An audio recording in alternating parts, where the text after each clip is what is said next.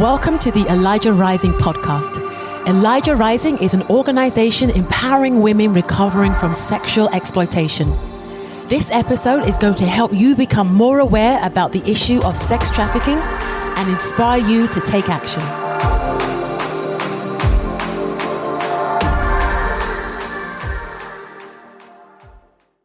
Welcome back to the Elijah Rising podcast. Today we have a bonus episode, and I'm joined today by Frankie Mazzapica, one of our good friends. You lead a church called Celebration Church of the Woodlands, and we've known you for about 5 years. And our story begins probably whenever I died on your stage. Yeah, and it's so funny because your listeners are like, oh, that's a figure of speech. No. No, you died. So we will share that story today. We love to do these bonus episodes kind of around some of the backstory of Elijah Rising, things that happened, not necessarily behind the scenes, but just things that you wouldn't, the public may not get a chance to hear. Yeah. The real life stories of life in ministry. Life in ministry. This is what you get. Yeah, so many people want to be in the ministry until they find out what's going on. Yeah. And they're like, no, I don't know. I don't know. We joke that the Elijah Rising book is going to be called Demons and Sinkholes, which is a whole nother story, but there's all of, yes, exactly, ministry life. So why don't you tell us from your perspective, the day you died, how we got to know each other? Yeah. Okay. So let me start there. I was in my kitchen and I opened up my laptop. I was having lunch. I saw on the Fox News page, which is my splash page, it says Elijah Rising stops Canadian company from bringing robots to open up a sex robot brothel. And I'm like, what in the world? And so then I find out that you're in Houston, okay? And we're in the Woodlands, and so that's, what do you walk across the railroad tracks and you're in Houston, right? And so I'm like, okay, I got to reach out. So I call you guys up, and we talk over the phone. We ended up meeting. And I said, why don't you come to our church? And we're going to just raise a whole bunch of money for Elijah Rising. Bless you guys, because I'm like, anyone who just shut down a robot brothel, which is the weirdest thing I've ever heard, we want to bless you guys. And so we had 2 services. And so we bring you on the stage, and there was a round table. And I was sitting on one side, you were sitting on the other. And I said, okay, Micah, introduce yourself. Wait a minute. I have to back up because I don't remember anything about this event, but my husband was there and he tells me some of these things. So we had only met one time. That's right. So we didn't really know each other. No. I think we showed up to interview you. Yeah. And then, it was a real quick interview. It was. And you wanted to make sure, come to the facility, see the safe home. Yeah. Are you guys legit? Or was that just who are you guys? And so I remember we brought a team with us to interview you. And so it was real quick. It was. We were just bang, bang. Yep. And I think we introduced ourselves to each other. It felt very professional, right? It was just kind of like boom. And then I was like, okay, see you next month, Sunday, the whatever it was. Yeah. And so when you came, I would guess I'd call, my relationship with you and David acquaintances, I suppose. Yeah. And so I said, hey, Micah, go ahead and introduce yourself to the church. And my goodness. So you said, well, first of all, I want to say thank you for inviting. And then you dragged out that word, inviting. And all of a sudden I look at you and your eyes, I've never seen this in my life. It's like the life went away and your eyes just rolled back in the back of your mouth. I mean, not in the back of your mouth. They just rolled backwards. Yeah. And you started slipping out of the stool. And I was like, oh my goodness. And so the only thing that came to my mind was, okay, she's having a seizure. Okay. And so I went around and I caught you because you were slipping out of the stool. Yeah, you're welcome. So, I lay you down on the ground and I don't know much about seizures, but what I do know is that they know what's happening around them, but they can't stop what's happening to them, right? And so I just said, hey, Micah, relax. Everything's okay. And little do I know that you are going into full cardiac arrest, or like right before my eyes. And so I look up, and we thank the Lord we had a doctor, and she works in the emergency unit. And then we had a guy who he was in the military for several years. He worked in Iraq, right? So I looked over there, and both of them kind of were looking at me like, hey, do you need help? And I looked at them, and I was like, come up here quick. Sure. So they come up there, and, at that point, I'm a couple feet away from you, and I've never, obviously, but I can't explain this to anyone and communicate it well unless they've seen it. But I'm looking in your eyes, trying to determine how well you are, and the life just goes away. Like, you're gone. Eerie. You're not here, right? And so, when you go to a funeral and you walk past a casket, and everybody always says the same thing, right? They're not here. But to see someone like in a second, like you're there and you're gone, it was like, I can't even explain, like, oh my goodness, like she's not here. And I don't want to get too graphic, but I do want to paint the picture. David, the guy that served in the military, he was doing pumping on your chest to try to keep your heart beating. And because you had already gone, blood was coming out of your mouth, and it was coming out of your nose. And he had the wherewithal of, hey, if we have any chance of saving this girl, and nobody knew what was happening, we got to keep her heart beating until the paramedics show up. And looking back, had he not done that, we would have lost you. Totally. There's no way.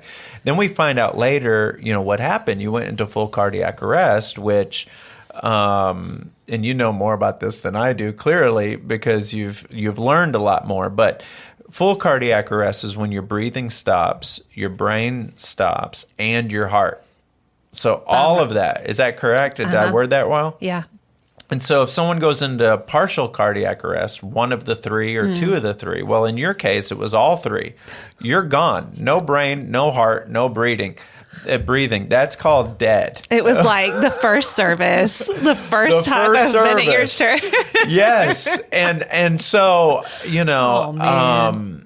so someone called 911, thank God, right? The paramedics come down the aisle, and as soon as they get there, they said, who's the pastor? And I was like, that's me. You need to get everybody in this sanctuary out of here. And so all 400 of them or whatever. Yes, all of you guys need to get out, right? Get out of here. Okay. So, and so they all leave, and they're in the lobby praying, okay?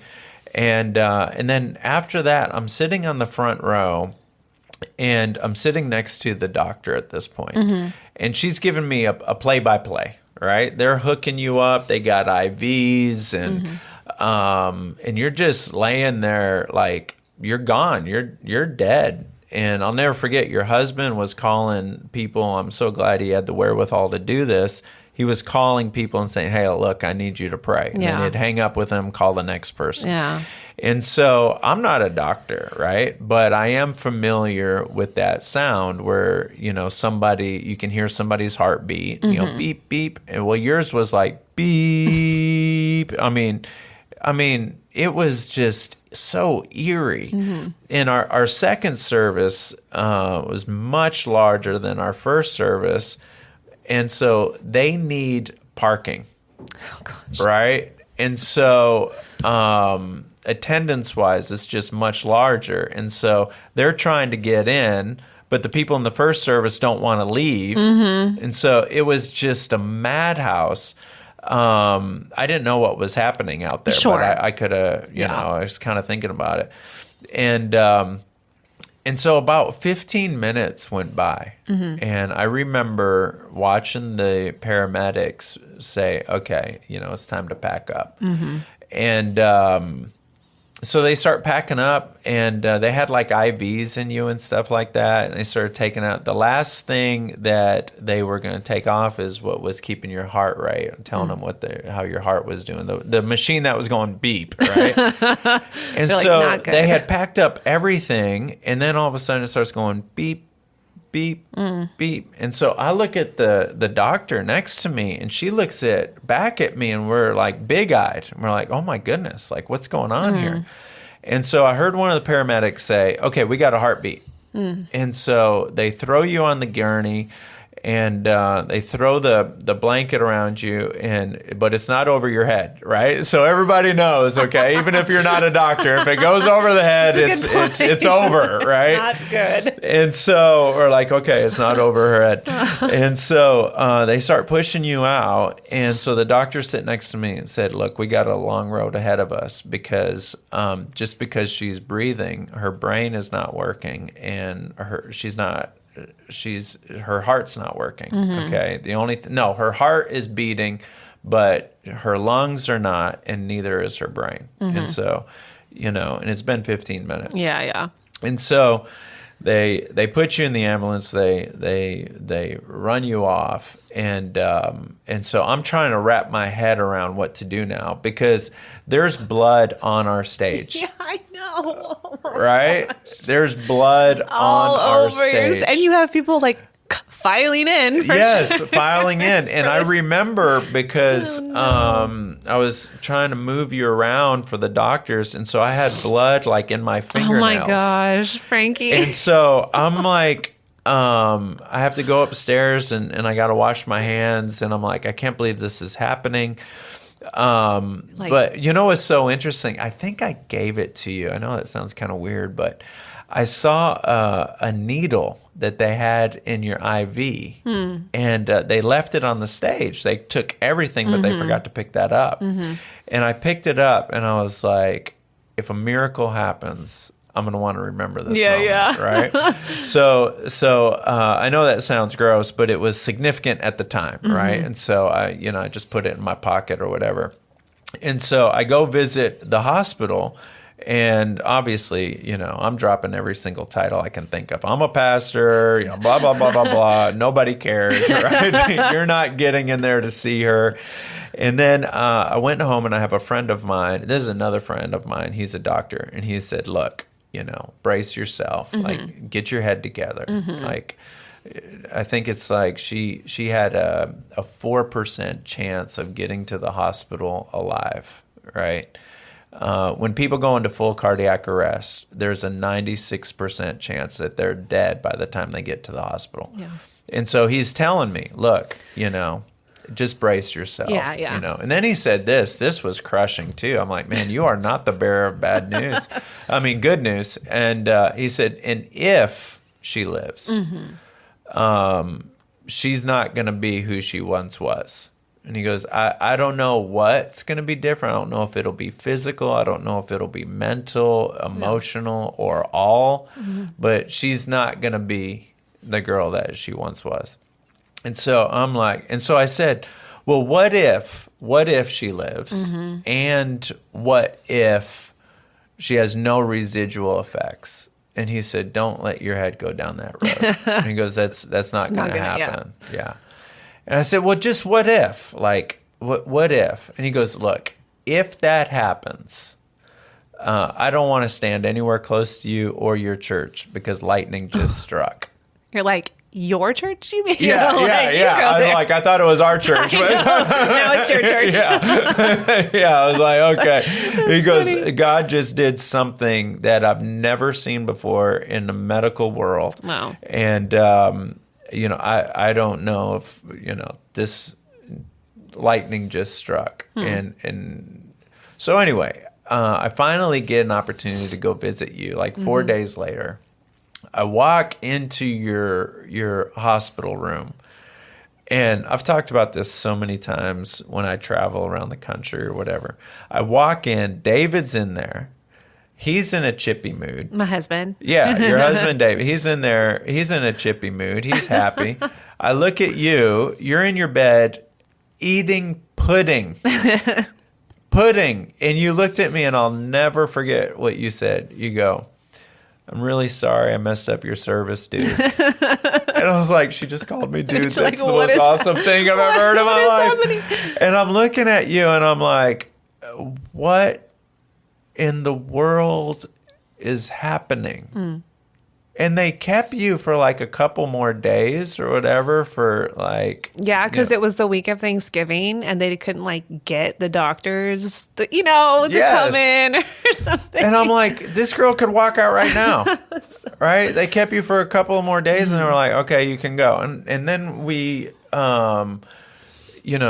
they said, there's no reason for this. You don't have it in your family tree. Yeah. You're healthy. You're strong. You're young.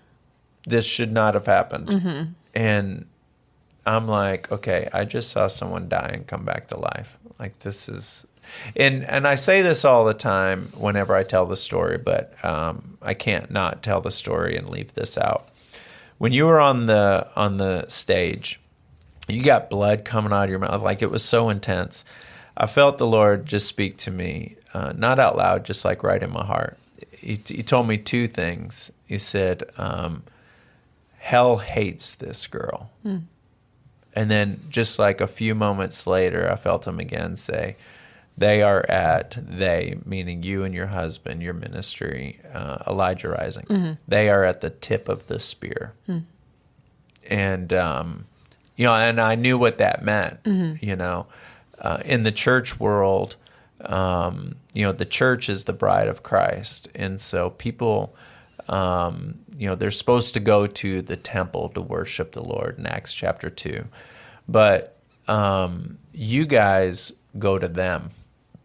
You guys go to the brothel. You go into the darkness. And wow.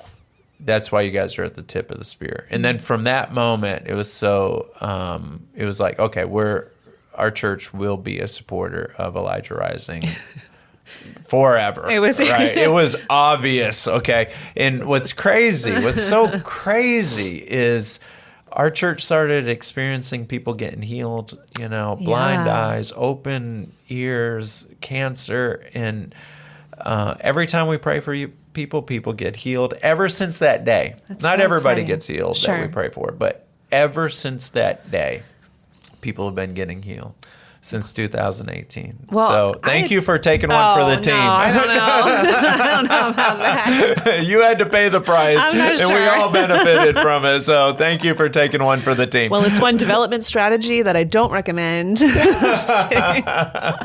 Nobody volunteers. Hey, I'll die. Oh my gosh. And it's like, you were like, okay, well, it could either go either way. You're like, okay, I never want to see that girl again. Right. Or you're like, okay, now we are together. We're together forever now. I mean, we're going to be old and raising our kids and giving our ministry to our kids if they want it. But we will be partners forever. And I have seen, we didn't know you too well before that, right? But I have seen the trajectory of Celebration Church and just the incredible testimonies that have been coming out. I mean, I've sat there in the chair when someone's blind eyes were open, and I'm like, "You were there. What is happening? Oh this isn't the Woodlands. Yes. It's been really exciting to watch, and I just think that y'all, your church, y'all have really paid the price in that. There's not a lot of people who would have stayed there and believed for a miracle, who would have believed for healing and been like, okay, I'm not going to give up. And then invited us back, like that is the real test. What's so funny is I think attendance wise, they were in the lobby, they were standing in the parking lot. Everybody wants to see the dead girl that came back, It was so good. They were like, I prayed for you. And actually when I remember, I think it was the first time I came back and spoke with you. some gentleman came up and shook my hand. He was like, "Hi, I'm Bob," or whatever his name was. And he's like, "I actually, I'm a CSI cleanup guy, and I cleaned up all the blood on this stage after you died." Oh my goodness. I was like, wow, thanks to, I forgot about that. We had to bring in professional cleaners. Yeah. He was like, "I just had the stuff in my car." I was like, okay, well, that's a little wacky, We're not going to go there. Yeah. But Thank you for your service. Who walks around with that stuff in their trunk? I know. It was like the way that the Lord had orchestrated it, because even the doctor and the military guy, I mean, they weren't even supposed, they were like, we weren't even going to come this morning. No, they don't even go to the first service. Right. And they're like, something compelled me to, they had these different situations that happened. Yeah. If they weren't there, you wouldn't be here. It'd be a different story. Yeah. Oh, yeah. For sure. Yeah. And so, and this is such a testimony too of, I didn't do anything, right? But it was the people around me who prayed. Yeah. And just to tie it in, like, you've written several books. One of them has been on the power of God to see signs, wonders, miracles. But then your most recent book has been about prayer. Yes. So Ignite Your Life, 14 Things That Happen When You Pray. And I talk about this whole situation in that book. It might have been in the first book, Your Divine Invitation. I don't know. But I've told this story in so many churches I can't even count. Because you're right. The people in the first service, they didn't leave. They stayed in the lobby, in the hallways praying. Yeah. And so, that whole incident, I think that's what we call it, right? The incident. That whole incident changed so many people's lives. It changed like you said, changed the trajectory of our church, but nobody is ever the same after that. When you see, and what was really cool is one of the mentors in my life, Dr. Randy Clark, he said, well, if you've seen someone die and come back to life, you can believe God for anything now. Fair. You're like, right? Okay, the bar just got a little higher. Yes. That's interesting. That was a wild experience. Well, just another day in the life of ministry. I know we could share like a dozen more stories. I don't think we can find one that can top that one, though. That one's that's the crown jewel right there. I love it. And I'm believing that the Lord is going to give us more testimonies that maybe don't have us so close to the center. Maybe we can be from the periphery. Right? That's right. Like, let someone else. Let's have some testimonies that, where it's not you or me. Right. Well, I've loved just kind of recapping. We haven't shared this on the Elijah Rising platform at all. There's so much more to the story that the Lord, the nuance of how the Lord did that. But all the credibility goes to Jesus. Because yes. I'm so glad we did this, because I don't think I've talked about it on stages before and or in front of the camera. You have. But we've never talked about it together. Yeah. So this was fun. And then people, when they invite us, they're like, can we just not do that thing again? Just keep it together. Can we talk about something else? And we're like, can y'all just... Yeah, I understand. So, I've loved it. Thank you so much for sharing our story on this podcast. Yes. I hope people enjoy it. If you've liked this episode, you can obviously like, subscribe, and then share with your friends. And you can check out Frankie's other episodes on the Elijah Rising podcast, wherever you get your podcast. Thanks for joining us, and we will check you out next time. Thank you for joining us today for this episode. If you were inspired by this content today, please share, rate, and leave a review. Also, please consider making a donation at elijahrising.org/donate. Your support helps us continue the vital mission to combat sex trafficking. Until next time.